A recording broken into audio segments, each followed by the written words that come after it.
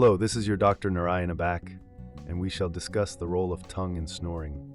Let's understand how mouth breathing causes snoring, the role of tongue in snoring. As explained previously, the tongue normally should rest high in palate, but in mouth breathing, due to stomatognathic structural changes, like narrowing of dental arches, deep palate, the tongue space is encroached and tongue mass rolls back encroached pharyngeal airspace.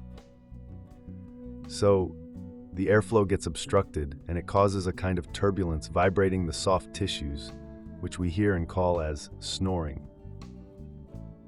It's like putting an 8-foot tiger in 3-foot cage.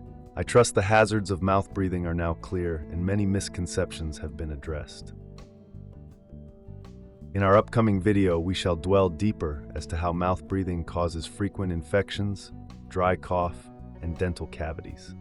Stay tuned for this insightful discussion. Until then, stay blessed. I'm looking forward for our next engaging discussion. Signing off, your Dr. Narayana.